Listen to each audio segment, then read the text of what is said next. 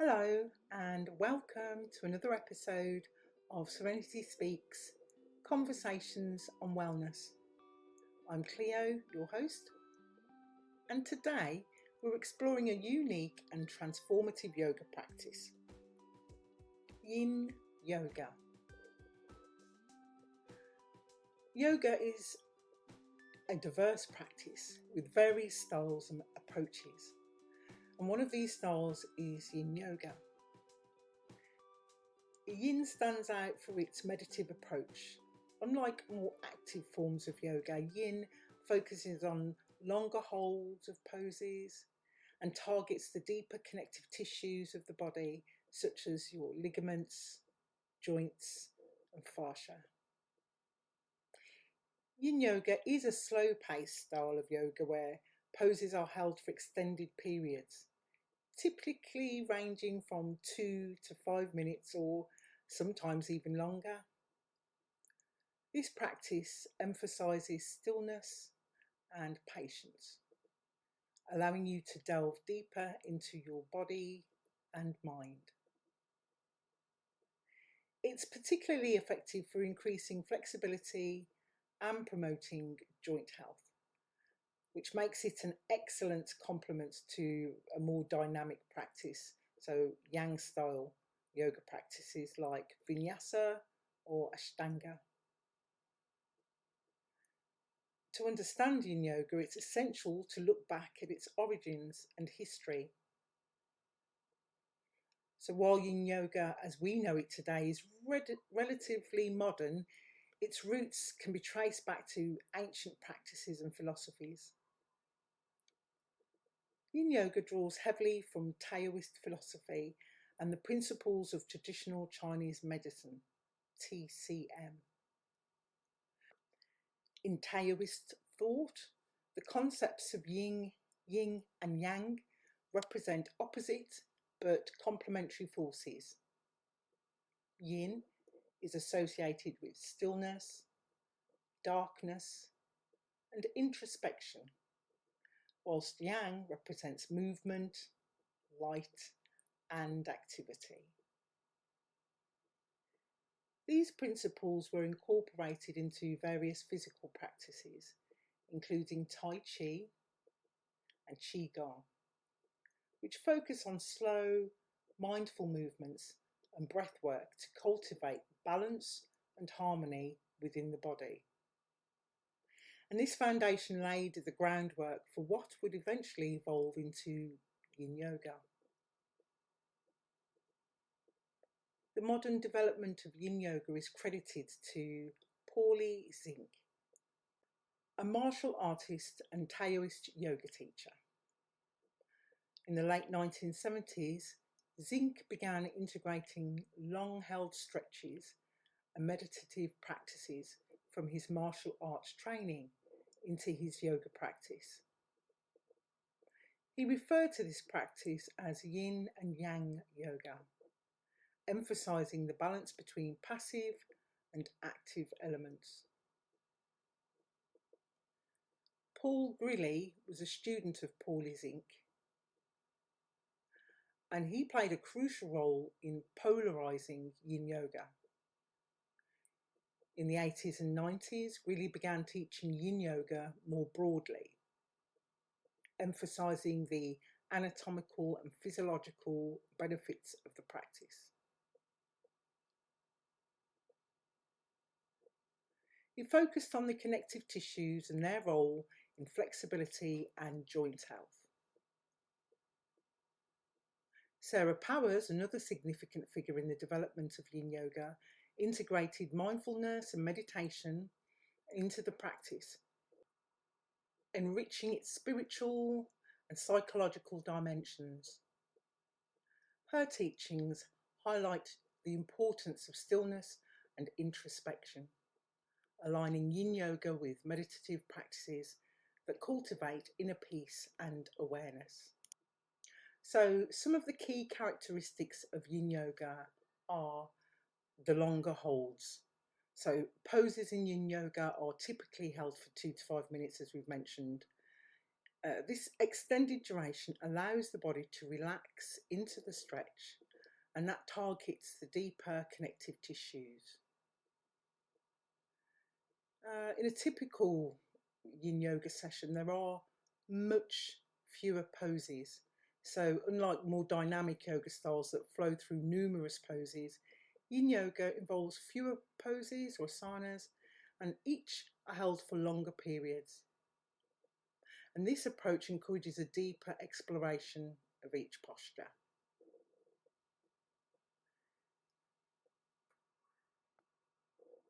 Yin Yoga primarily targets the lower body, so that includes your hips, pelvis, inner thighs, and lower spine, because these are the areas that contain many of the body's largest and densest connective tissues, which benefit from the prolonged gentle stretching. Yin Yoga emphasizes stillness and mindfulness, and practitioners are encouraged to focus on their breath and observe their thoughts and sensations without judgment, which fosters a meditative state. But I would say that most yoga includes this stillness and mindfulness within the practice. There are a few common poses that you might encounter in a Yin Yoga session. One of my favourites is butterfly pose or Baddha Konasana. So that's sitting on the floor with the soles of your feet together, so your knees are directed outwards, and you allow your knees to fall open, and then gently ease forward. You're leaning forward, relaxing your spine, and just holding that for several minutes. And the thing I love about Yin Yoga is with each pose or asana, you may start at a certain position. So with the butterfly pose, you're probably sitting quite high up, but the more you relax into that pose, the deeper you go. That's without any effort, just breathing and focusing on your body and how your body feels. Yin Yoga, I would say as well, for some, not for all, but for many people, the use of your blocks and straps really help with this practice. You can use cushions, books if you don't have the blocks, anything that helps prop you up so you're not, bringing pain to your body, but you're easing into a pose. And as I said at the beginning of the pose, will feel very different to the end of the pose. So if that's 1 minute, 2 minutes, or 5 minutes, it will feel very different throughout the duration. Dragon pose. So from a kneeling position, step 1 foot forward into a lunge, and just keep your knee over your ankle. So you're not pressing your knee forwards at an angle. It should be at 90 degrees. And then you allow your hips to sink down and forwards. And you hold that. And obviously you start, if it's the first time you've done that, hold for 30 seconds. You will really feel these poses. And then you would gradually deepen them by holding them for longer. And then, of course, whatever you do on the left-hand side, you would do on the right-hand side.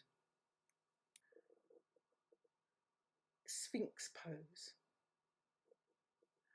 I find that people underestimate this pose. It is a back bend. And to look at it, it's probably one of those positions that we'd hold our bodies in anyway. It's just one of those. So it's lying on your stomach and propping yourself up on your forearms and gently arching your back. But really the arch is natural, because it's like if you were to read a book lying on a, sun lounger or your bed, that is in effect Sphinx pose. The difference being is when you're reading a book or a magazine or looking at your phone in that pose, you're not focused on your body. That just feels like a natural, relaxed position to be in. But while you're practicing yoga, and more importantly yin, and you focus on that, you you recognise very clearly that that is a deep back bend. And the reclining twist. So lying on your back and bringing one knee across your body, allowing it to fall to the opposite side, and keeping your opposite arm open. So the shoulder of, say, your right arm should be touching the floor as you allow your knee to fall to your left hand side. It's quite a deep twist that to me always feels quite relieving and opens the body. Such a nice feeling in the spine. And turning your head in the opposite direction just gives that extra bit of twist, and it's such a comfortable feeling.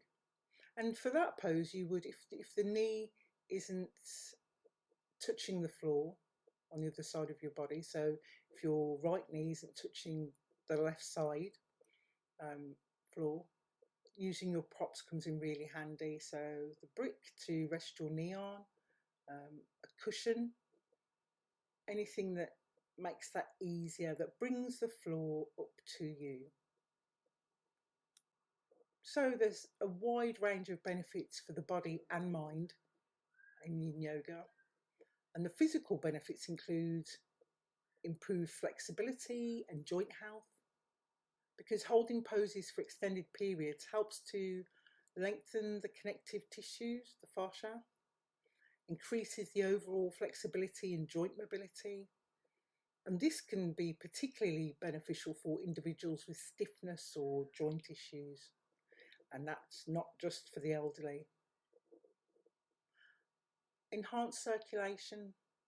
Yin Yoga promotes blood flow to the deeper tissues, which improves circulation and nutrient delivery to areas that might not receive as much attention in more dynamic practices. The stress and tension release. The gentle, sustained stretches in Yin Yoga help to release tension stored in the muscles and the fascia. And this can lead to a greater sense of relaxation and ease in the body. And by gently stressing the bones through long held poses, Yin Yoga can help to maintain bone density and support overall bone health. And Yin Yoga balances the more active yang elements of other forms of exercise, which creates a more holistic approach to physical fitness. The mental and emotional benefits are many. So the meditative aspect of Yin Yoga helps to calm the mind and reduce stress levels. Because you're focusing on the breath and body in each pose, this encourages a state of relaxation and presence. Yin Yoga fosters a mindful approach to movement and stillness, and this enhances focus and awareness. This mindfulness can carry over into daily life, something we're all hoping to do and achieve, and it improves our overall mental clarity and concentration. Holding poses for extended periods can bring up stored emotions, providing an opportunity for release and healing.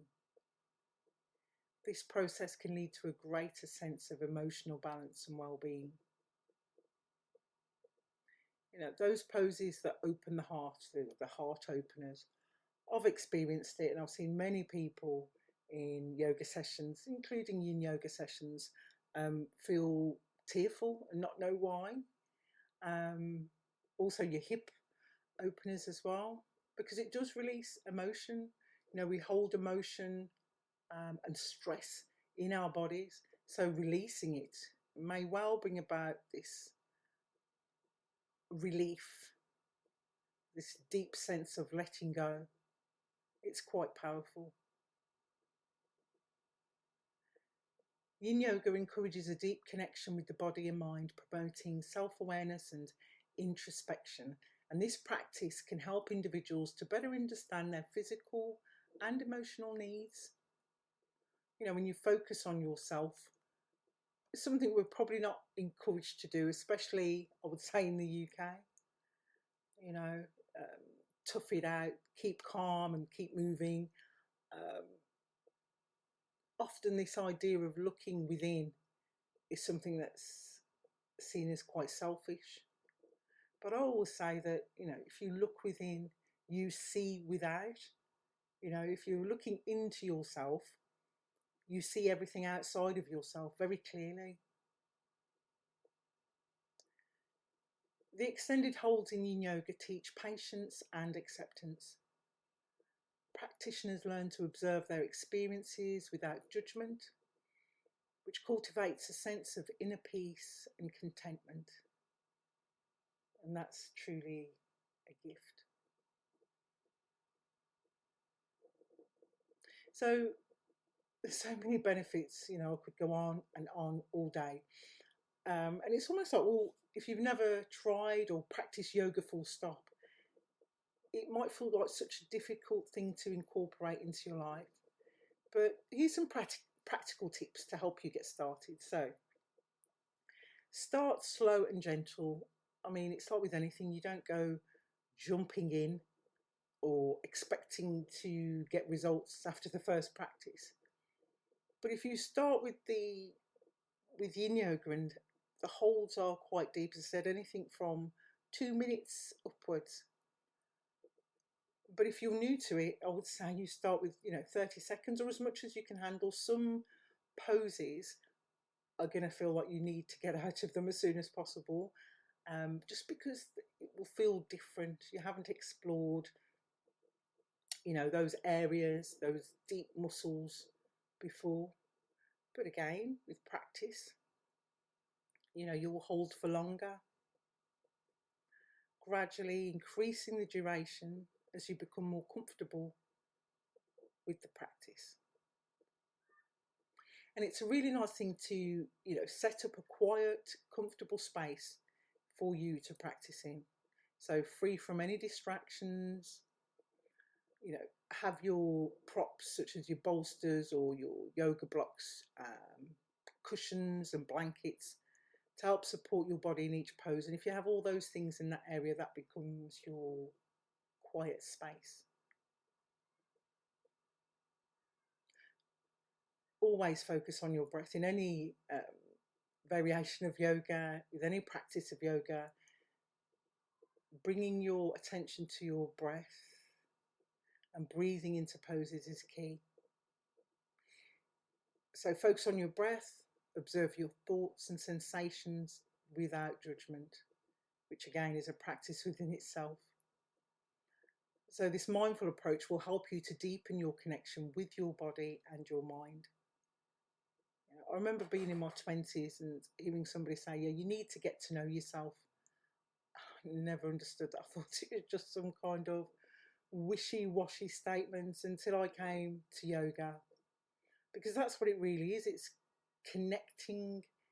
A lot of the time on a day-to-day basis, we're not thinking about, unless we're in pain, that is, if you've got a headache or your foot's hurting, you're not really thinking about your body. You're just moving throughout your day, doing what needs to be done, and what we might describe as relaxing, like such as sitting in still positions on the sofa, glued to the TV set or the computer. This isn't really relaxing. It's just the fact that we don't feel like we're doing something. So true relaxation is switching off all the outside distractions and again focusing inwards. And the more we learn to do that, the more we notice what's going on within our body, what's really going on within our minds. And that's the only way, once you know, that you can make changes or improvements. Be patient and kind to yourself.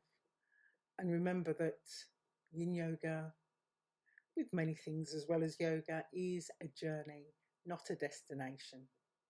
So be patient with yourself and allow your practice to evolve naturally over time. You can balance your Yin Yoga practice with more dynamic Yang style practices such as Vinyasa or Ashtanga, and I will go into those other practices in later episodes. But the combination will create a well-rounded approach to your physical and mental well-being. I know that a lot of cyclists or people who train in the gym would balance those training practices, swimmers as well, with Yin Yoga, because again, those are more dynamic practices, and it's something to just balance out your exercise regime. A lot of people will train in the day. I personally practice yoga in the morning and then Yin Yoga in the evening. That's Hatha Yoga in the morning and Yin in the evening. And it just depends on how I'm feeling on the day, to be fair. And that's the beautiful thing about it. No day has to be the same. You don't have to follow the same patterns. You don't have to do the same poses. Your breathing practices can change and adapt. And it really depends what you need on the day. And to me, that's the beautiful thing about yoga.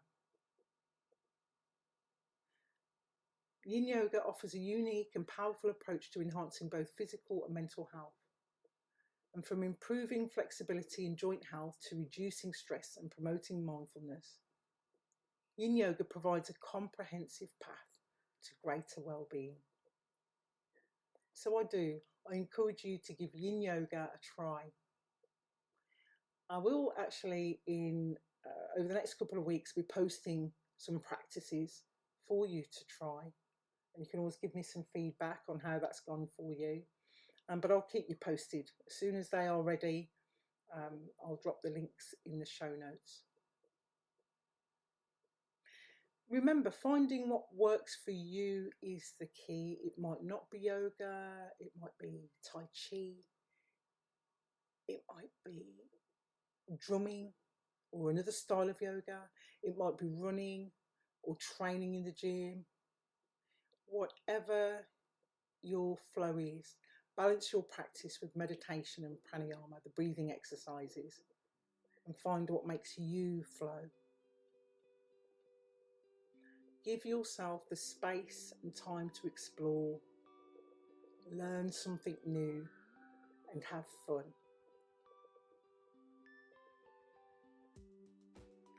Thanks as always for listening to Serenity Speaks, Conversations on Wellness. Until next time, namaste.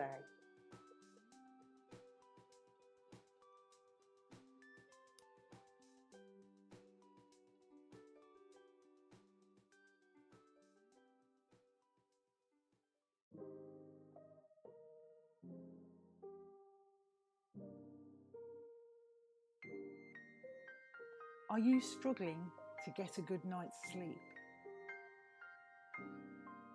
Discover the secret to restful nights with the Sleep Journal from Sleep Well at Peace Love Yoga.